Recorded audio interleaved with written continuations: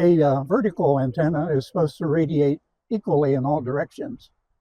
And the old joke is it's supposed to radiate equally poorly in all directions because vertical doesn't have any gain. To make any antenna directional, you actually also produce gain because you have to take field from one area and concentrate it in another area. In the rest of the video, we'll show you how to make a vertical directional and actually produce some gain.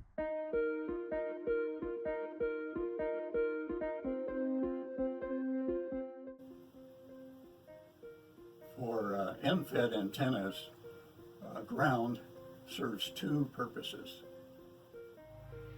Ground acts as a counterpoise and as a reflector. These are two totally different functions.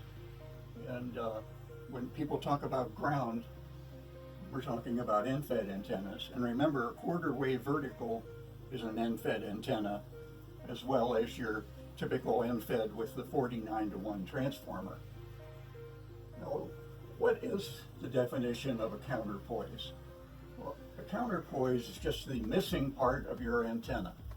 A dipole has an arm in each direction, so it's balanced, whereas an end-fed antenna wants that other half, which isn't there. So the counterpoise serves the purpose of the missing part of the antenna.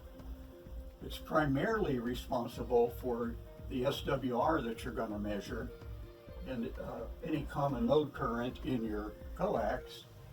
And as a result of everything, it's important in determining the power that you actually get into the antenna.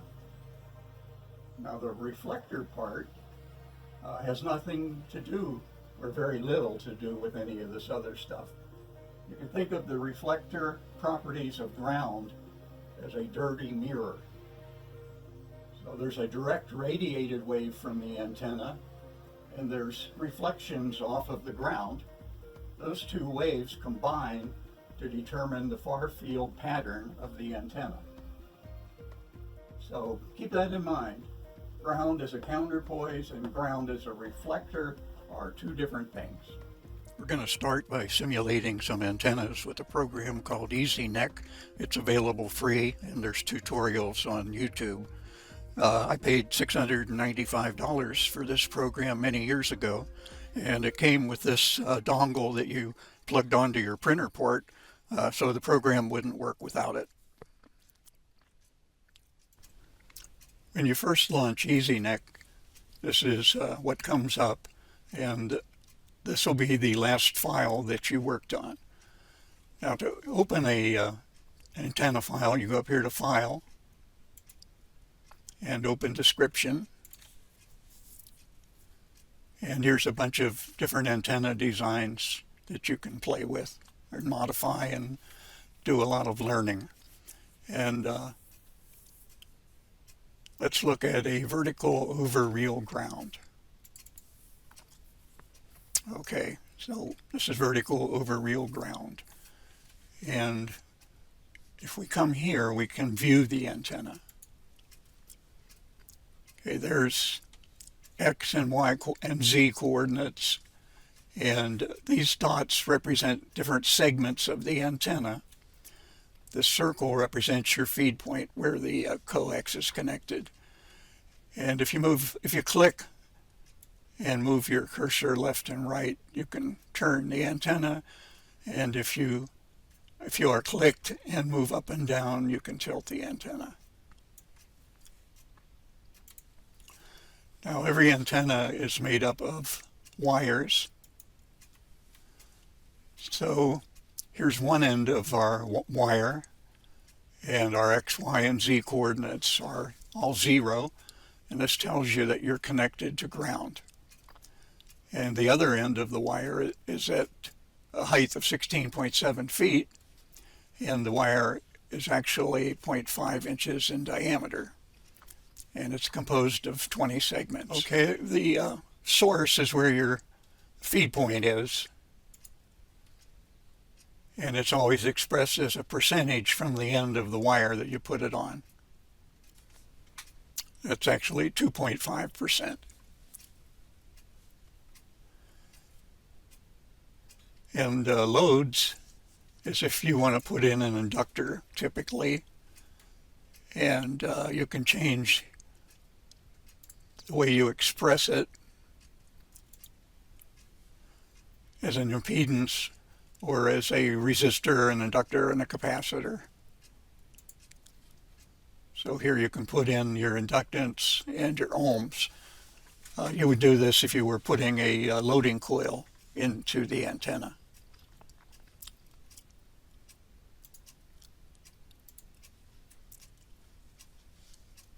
And down here, your ground type.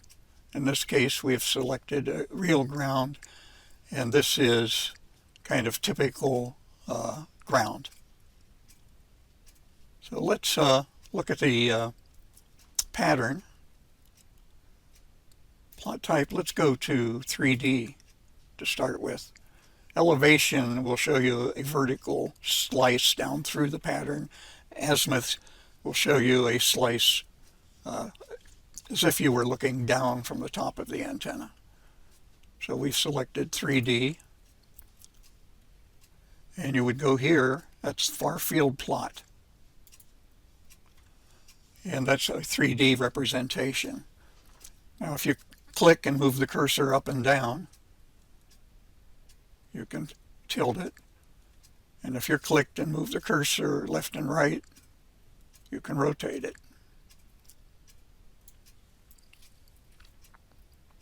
Let's close that and go back to plot type. And typically you do the elevation first, so you know at what angle to do your azimuth. Let's do the far field plot. Okay, here the important features are usually your takeoff angle, which in this case is 27 degrees. EZNEC puts a green dot at the highest gain point. And we see that that gain is a negative 0.26 dBi. The I stands for isotropic. So this gain is compared to an isotropic radiator, which is a theoretical antenna that radiates equally in all directions. So note these two numbers, 27 degrees and minus 0.26 dB. We're going to need that for a comparison later. Now let's look at the SWR of the antenna. And here you put in your start frequency and stop frequency and the steps you want to use. Okay, here's our SWR. And the green dot is the point at which you're at. You can move it like so. So at 14 megahertz, the resistive component is around 35 ohms. Well, it's actually here, 34.96 ohms, and has a reactance of a minus 5.397 ohms. Now a minus J means it looks capacitive, and here it's capacitive but less capacitive. Here it's almost, well, here it changed to inductive. When you see a plus J, that means it's slightly inductive. And if we go further, it gets more and more inductive. So write down these numbers. We have an SWR 1.46, 34.96 ohms, and a minus J 5.397. Okay, now we're going to change the ground. Here's our ground description, and these numbers are for a typical medium ground. Well, let's make our ground 10 times better. Instead of 0.005, let's change that to 0.05. So that's 10 times better, 10 times more conductive. Now let's look at our far field plot. Okay, we've lowered our takeoff angle from 27 degrees to 22 degrees. And we've taken our gain from a minus to a plus 1.75 dBi. So you can see the importance of ground in the far field of the antenna. Now let's go look at our SWR.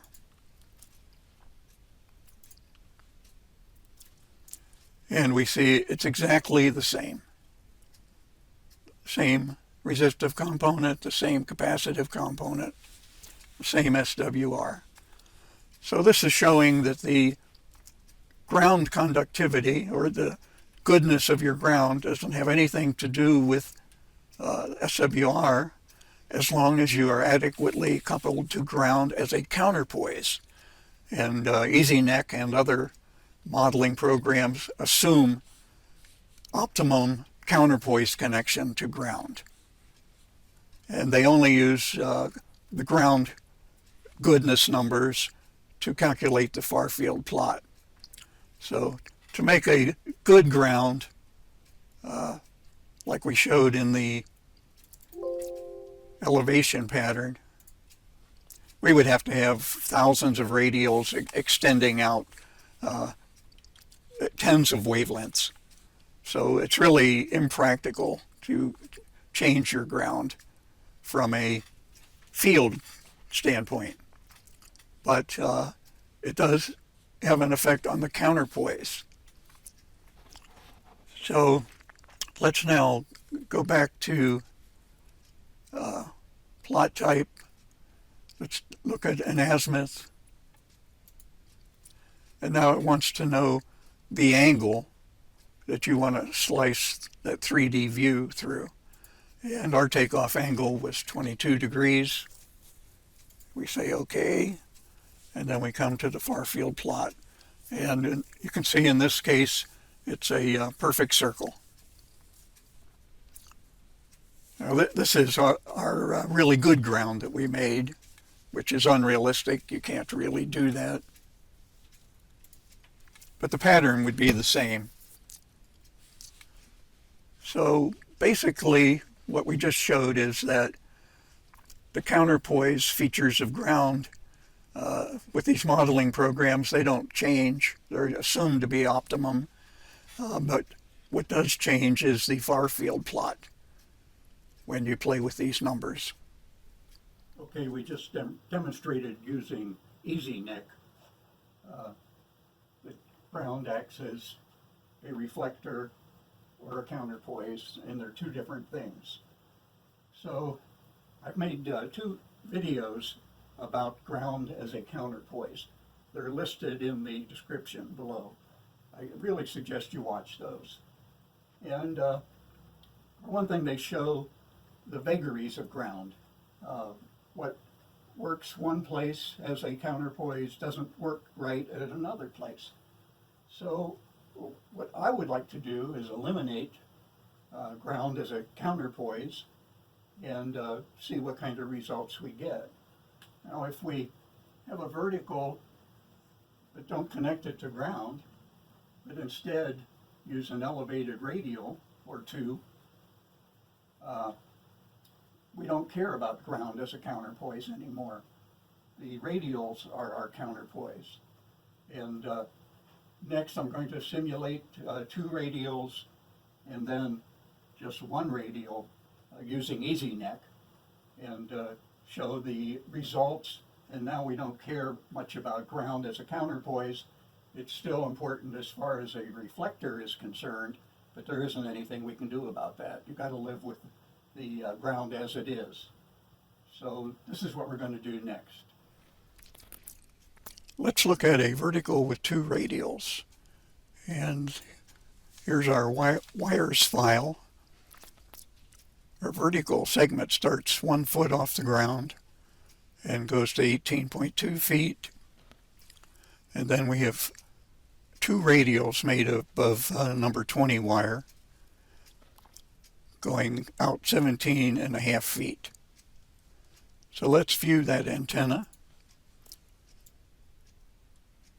So this is what it looks like. Now these lines will show up after you do a far field plot. And what they are is showing you the magnitude of the current in the conductor. So in our vertical segment, the current is maximum near the base, and in our radials, the current is maximum near the center. And of course, the current going up here has to be equal to the currents here and here. So this current is a lower magnitude. So let's look at our plot. Let's start with the three-dimensional view. Okay, it looks pretty much the same as when we were using ground as a perfect counterpoise. So let's look at the elevation.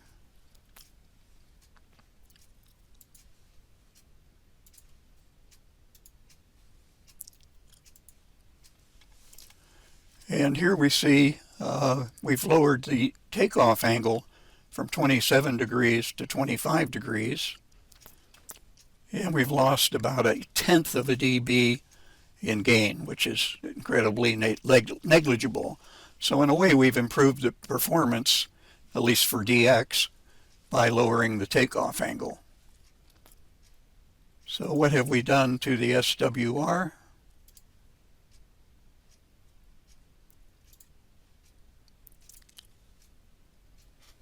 And here we can see it's almost the same as using ground as a perfect counterpoise. And it's increased slightly, but not very much. It's perfectly acceptable. Okay, let's look next at a vertical with one radial. First we'll look at the antenna. And by the way, when using elevated radials, it's more important that the end be above ground. Since there's high voltage here, the capacitance between the radial and ground produces some coupling and loading.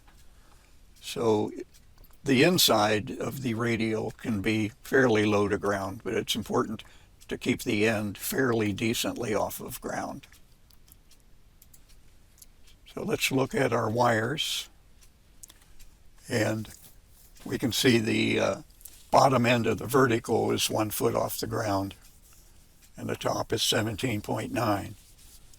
So our one radial is 1 foot off the ground in the middle, and 2 feet off the ground out at the end.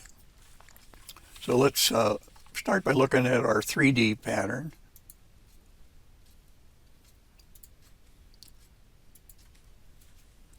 Okay, we've got an interesting thing here.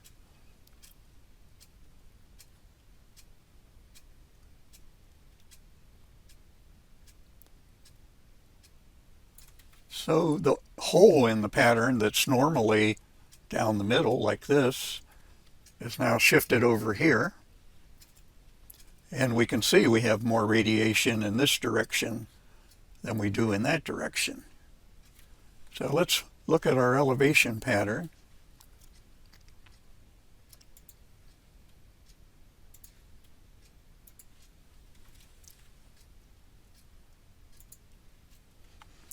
Okay, here our elevation takeoff angle is 29 degrees. That's the angle between the green dot and the center of the antenna. And notice our gain is now 1.75 dB. So we went from a negative gain of about 0.26 to a positive gain of 1.75. That's an increase of about 2 dB. So the pattern has increased in the direction of that single radial. So as long as you know that, you can set up your single radial in a direction that you prefer to work. Perhaps you're only interested in out west, in Hawaii and Japan. Point your radial in that direction. Perhaps you only want to work European. Point your radial in that direction when you set up. Now this isn't going to give you the gain like a Yagi, where the azimuth direction is critically important, but it is going to favor this direction. So here's a vertical with directionality, and as a result has some gain. Next, let's look at our front to back ratio. If we place our dot over here, this is a minus 5 dB, this circle, so we can see we're almost 5 dB down from the gain at this point. So here it's telling us we're down 4.69 dB. So here's our front to back ratio down here, which is 4.68 dB. So this lack of or reduced gain in this direction will help eliminate noise and QRM and help you pick out weak signals in this direction. So now let's look at what we've done to our SWR.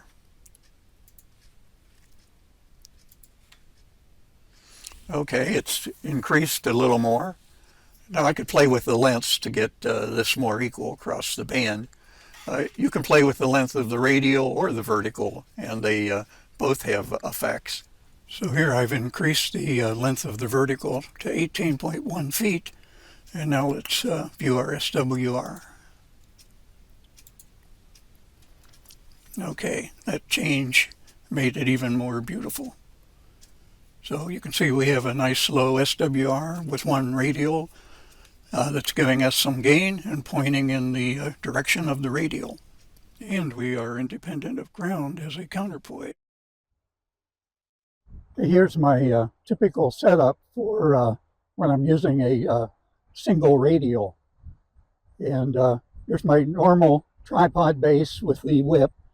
Note that there's a common mode choke because you don't want the coax to be your counterpoise. We want this radial to be our counterpoise.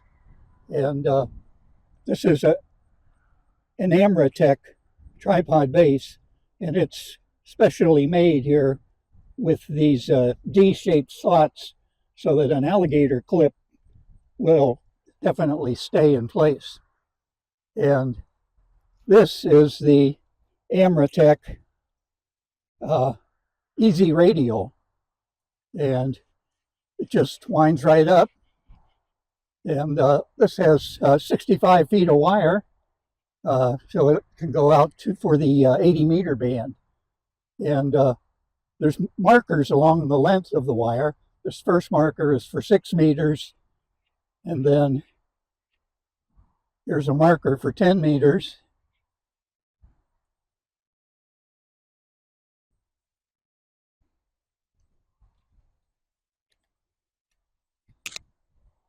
And this screw here is a brake, so we can firmly hold the radio at any length. Now, this is the 10-meter mark. That's all these marks are at the top end of the band. And here I've made my own mark with a magic marker pen for the bottom of the 10-meter band for when I want to work FT8. So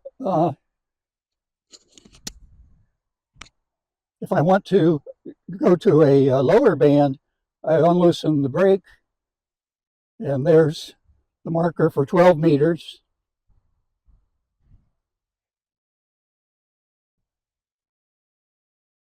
And it's as easy as that. So the next marker would be for 15 meters, etc. Now, when we get out to 40 meters, there could be significant sag in the wire. And in that case, we would mount the Easy Radial up higher. So this would be out there further, so there wouldn't be such a high angle. Here's a close-up of the alligator clip for the Easy Radial. And when it's installed in the slot, you can yank on it all you want. It's not going to come off. And here's more of a close-up of the Easy Radial. That thumb screw there is the brake. So you counterclockwise to release the brake. And then there's the crank for cranking the wire back in. So normally you'd release the brake and just pull the wire out manually. And when you're ready to wind it back in, you release the brake and turn the crank. Now there's rings on the end here to attach it to the post. And let's talk about the post a little bit. These posts are made for temporary electric fences And you can find them at the farm supply places such as Tractor Supply or Royal King, and probably many other places. And they have a metal spike on the bottom, and there's a little shelf there that you can step on to push it into the ground. Sometimes you can just push it in from the top as well. Now these have to be modified. These clips normally have a hook on the top, and that makes it very hard to get the EZ Radial off of the post or to move it to different positions.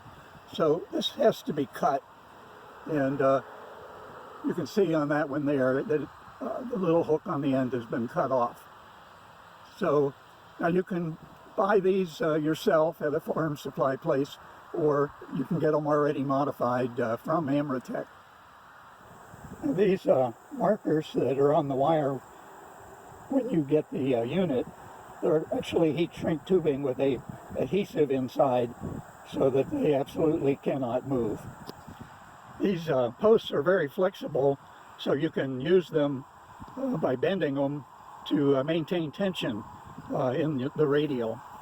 So here we're out at the 40-meter position, looking back at our antenna. We have the Amratek Easy Slider 40-meter coil on the tripod now. So we're all set up for 40 meters. So to put the unit away, release the brake and let some wire out. Remove it from the post. And now all we got to do is wind it up. You can see the various markers go by here. There's a red one. In the instruction manual, they tell you what band each color is for.